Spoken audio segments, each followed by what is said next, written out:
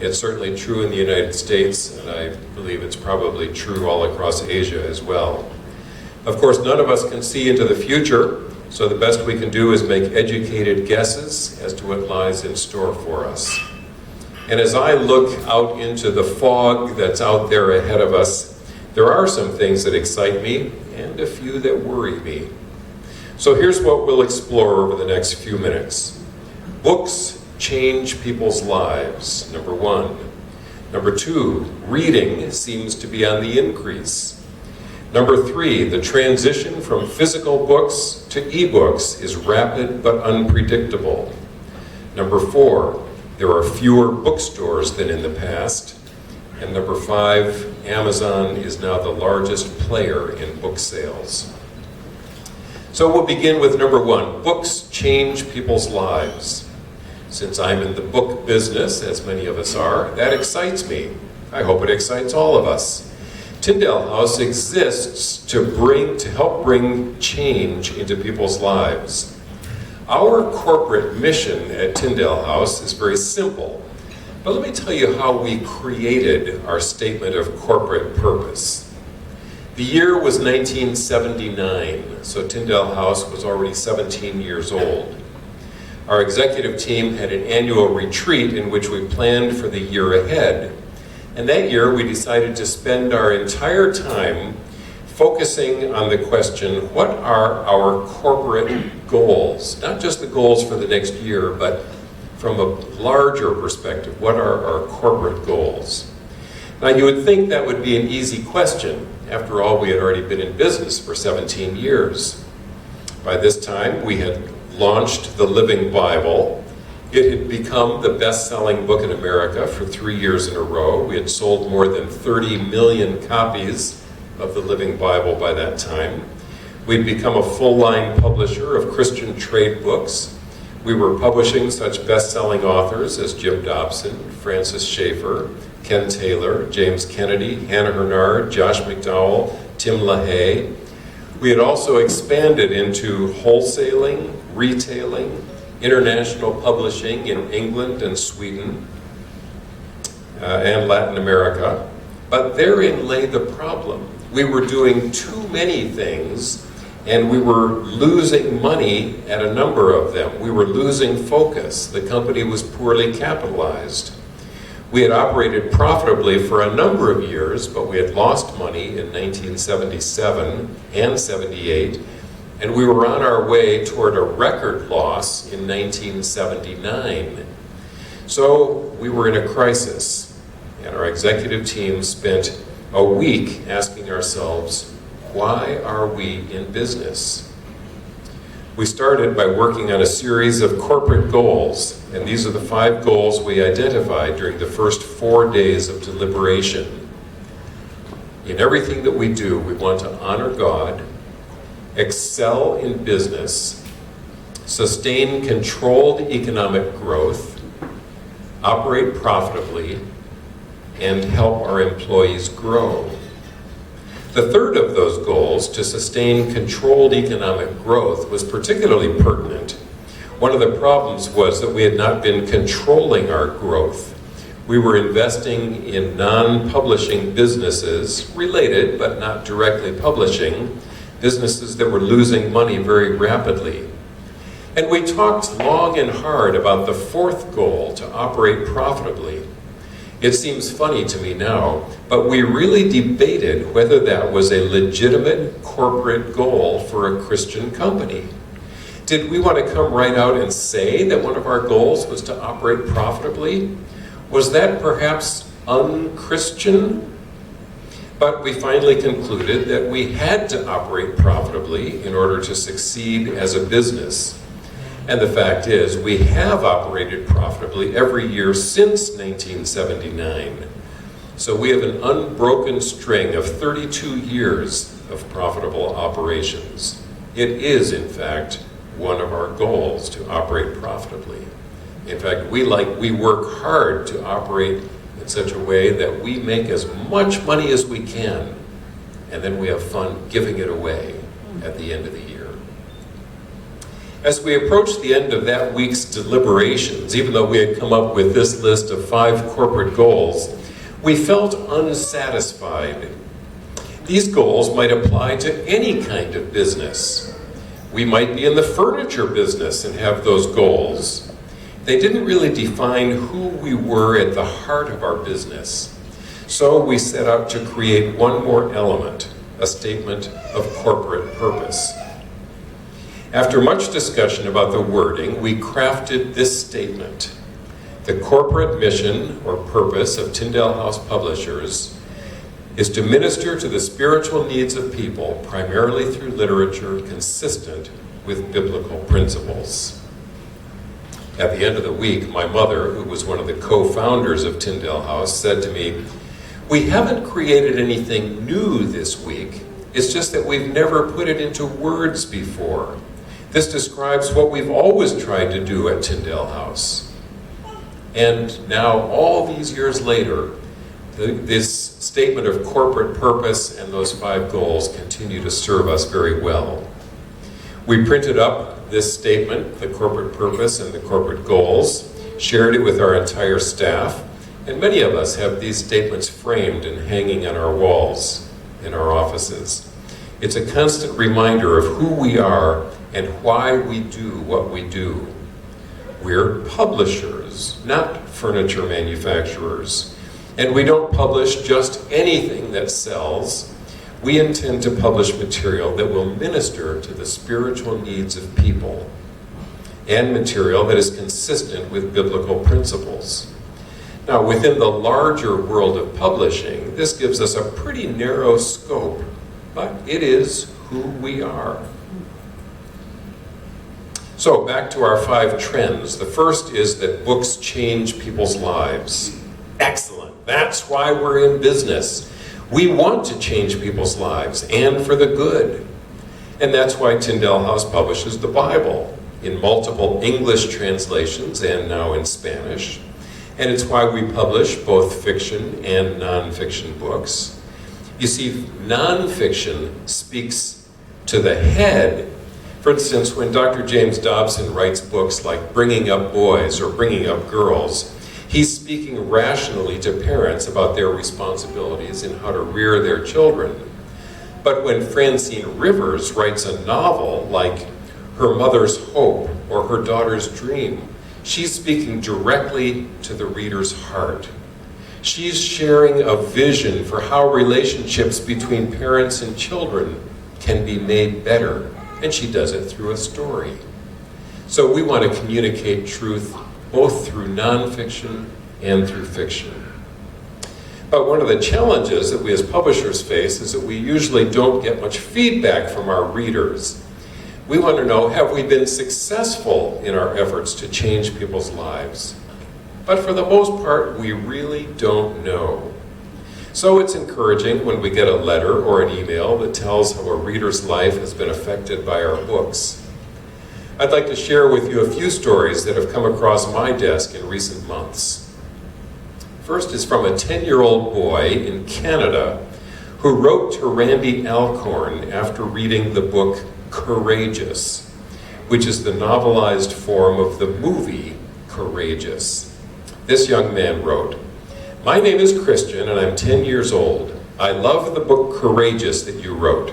It's awesome and it's my favorite, same with the movie. Here are 20 notes that stuck out to me." And he lists 20 things. I'm just going to read them real quickly. When you're going to do something, you have to do it right. 2, you have to spend time with your family. 3, don't let peers tell you how to do everything. Take initiative, stand out, and do what's best. 4, making decisions takes a lot of prayer and thought. 5, to go against the flow is hard, but it's worth it in the end. 6, say the truth even when it hurts. 7, to be courageous, you need to have a lot of integrity. 8, never give up on God. 9, work hard. 10, interview your daughter's date. 11, that's from a 10-year-old. 11, be a man of your word.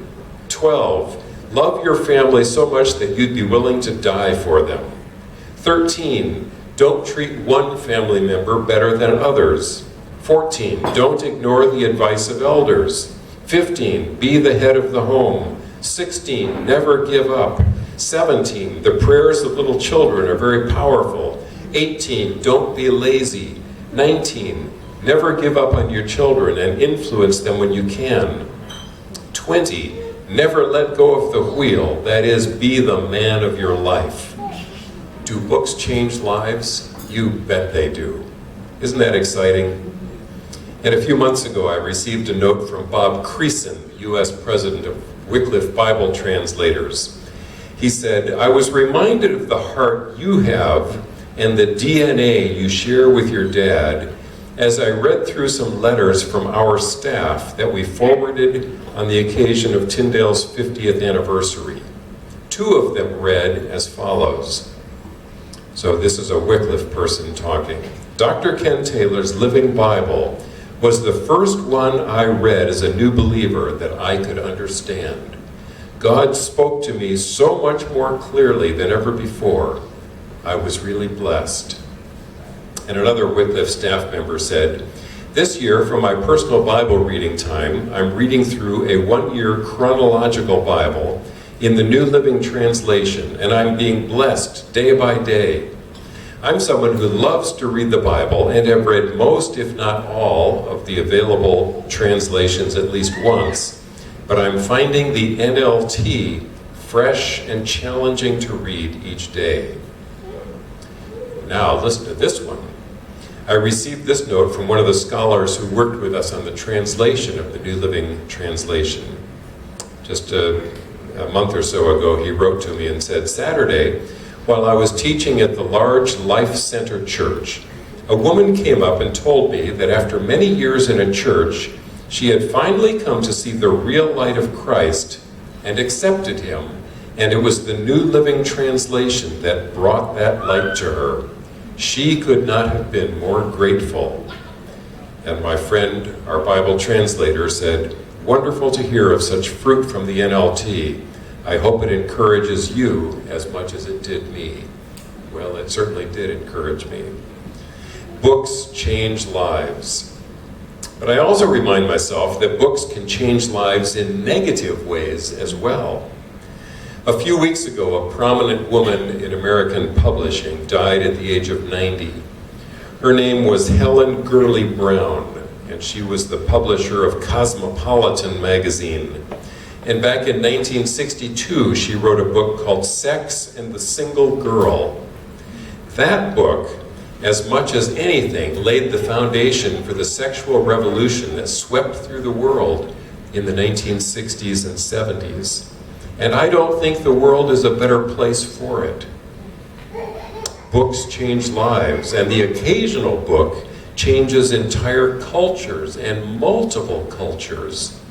I pray that our books will have that kind of positive impact for godly living. So that's number 1, books change lives. Number 2, reading seems to be on the increase. For us as publishers, this is good news. When radio first began to be widely used in the 1920s and 1930s, there were dire predictions about the future of books and magazines and newspapers. Who would read a book if they could listen to the radio? But books and other print media thrived. Then television became popular in the 1950s, and pessimism about the future of books was even more pronounced. But books thrived through the 1960s, 70s, 80s, and 90s. When personal computers became a part of everyday life in the 1980s, again, there were concerns expressed about the future of books. Would people still want to buy and read books when they could get myriads of information through their computers? And those questions, of course, were even more pronounced with the advent of the World Wide Web and massive search engines like Google in the 1990s. And the reality is that people did start to move away from magazines and newspapers. After all, why subscribe to the print-on-paper edition of the New York Times or the Straits Times if you can read it all online. As you know, print editions of newspapers and magazines are in trouble. Traditionally, those publications were supported financially by advertisements. For newspapers in particular, the classified ads, or want ads as we call them in the States, were an important financial driver. But now revenue from want ads in newspapers has fallen off dramatically. It takes so long to go through the printed want ad process. If I want to sell something and I call the ad into the newspaper office by 10 o'clock in the morning, it might appear in the next day's print edition 24 hours later. That used to be fast, but now we expect instantaneous communication. I can post that same item on Craigslist Singapore and it appears instantly. And I might have sold the item 10 minutes later. Who wants to wait for the newspaper? My local newspaper at home is called the Daily Herald. And in preparing for this talk, I did a search on Google on classified ads Daily Herald. I expected to find a rate sheet for posting an ad in the newspaper, but I was surprised instead to find that I could post a free classified ad in the digital edition of the Daily Herald. They're trying to compete with Craigslist and eBay, but frankly, it isn't clear to me how the newspaper makes any money when it allows me to post a digital ad for free. And speaking of newspapers, I have never subscribed to the print edition of the New York Times, but now I read it regularly online. Every day I get an email that shows me the day's headlines, and I can scan through those 20 or 30 headlines in a minute or two, and if I'm particularly interested, I can click on the headline and read the full story. Now granted, the New York Times wants me to pay for an online subscription if I'm a regular reader, which I would be willing to do if it were cheap enough, say $5 per month. But so far they're asking something like $15 per month for a digital subscription, and that's more than I want to pay. So I make sure that I click through to only 20 articles per month, because I can do that as a non-paying subscriber. Do you see the problem? Here I am as a publisher, and I recognize that the New York Times is struggling to survive in the digital age, and I'm unwilling to pay for the content they send me for free every day. Multiply my experience times 1 million or 100 million, and that's the problem being faced by all newspapers. Now, I'm doing a little better personally with magazines.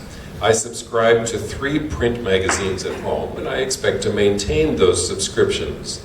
But such venerable magazines in the United States as Newsweek are scrambling. Newsweek's circulation dropped from 4 million copies in 2003 to 1.5 million copies in 2010. So just in 7 years, 4 million down to 1.5 million. Newsweek's former owner, the Washington Post Company, sold the magazine in 2010 for a reported price of $1, as long as the new owner would also take over the debts that the magazine had. Reader's Digest was once the most widely circulated magazine in the United States. In 2009, it lost that title to Better Homes and Gardens, and that same year, Reader's Digest's parent company went into bankruptcy. Oh, how the mighty have fallen. But my second trend is actually a positive one. Reading seems to be on the increase.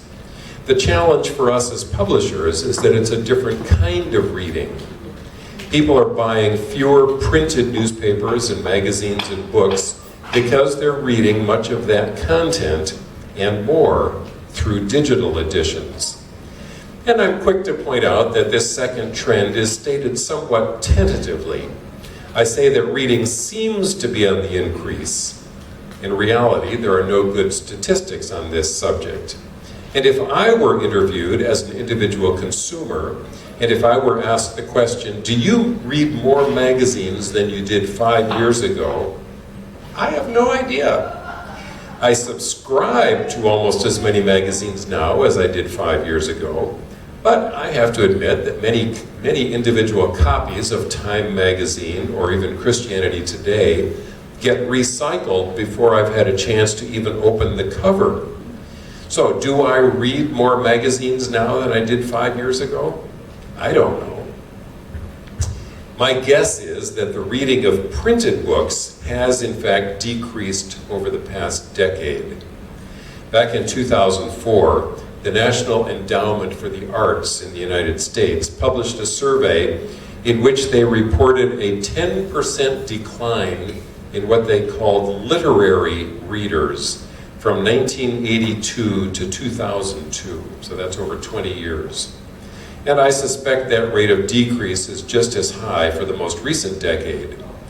The survey asked more than 17,000 adults if, during the previous 12 months, they had read any novels, short stories, poetry, or plays in their leisure time that were not required for work or school. Those who responded positively are what they called the literary readers. Now that strikes me as a fairly low hurdle for the term literary reader, reading one novel or even one poem during a year's time. And even the people who did that had decreased by 10%. I presume you're all familiar with the explosive popularity of J.K. Rowling's Harry Potter series. Just as educators were saying that youngsters were no longer capable of reading real books, along came Harry Potter and the Philosopher's Stone, published in 1997. And when it was published in America, the title was changed to Harry Potter and the Sorcerer's Stone. It has now sold tens of millions of copies, and the entire 7-book series is said to have sold more than 400 million copies. Pretty impressive. Kids who previously wouldn't read a 150-page book were suddenly engrossed in books that were 300 to 750 pages long. So overall, I'm encouraged by the trend that people seem to be reading more. But the challenge for us publishers is how to capture that readership. Number 3, the transition from physical books to e-books is rapid but unpredictable. This trend is immensely important for everyone involved in the publishing industry. It's most pronounced in fiction, but also affects nonfiction. Let's talk first about how rapid this trend is. Last November, the magazine PC World made this comment. The question about ebooks is not if they will pass print, but when they will pass print. The same article quotes Amazon as saying that they are now selling more ebooks than print books. But it's hard to decipher exactly what that means. How many of those sales on Amazon were actually free downloads? And the same article quoted Amazon as saying that its Kindle store had 950,000 books on offer, 800,000 of which were $9.99 or less. But how many of those were in fact absolutely free, no one knows. What is the penetration of ebooks in markets around the world? According to Kelly Gallagher at R.R. Bowker, he said penetration ranges from 2% in India to 19% in Australia, 6% in Japan, Spain 8%, South Korea 12%, US 16%, UK 17%. But those numbers were reported last March. Have they changed since then? I don't think anyone really knows, but undoubtedly the numbers are higher now, even since last March. Here's another interesting comment from R.R. Bowker. In most countries, people who have not bought ebooks say they are planning to buy one in the near future. But on the other hand, large numbers of people report no interest in ebooks.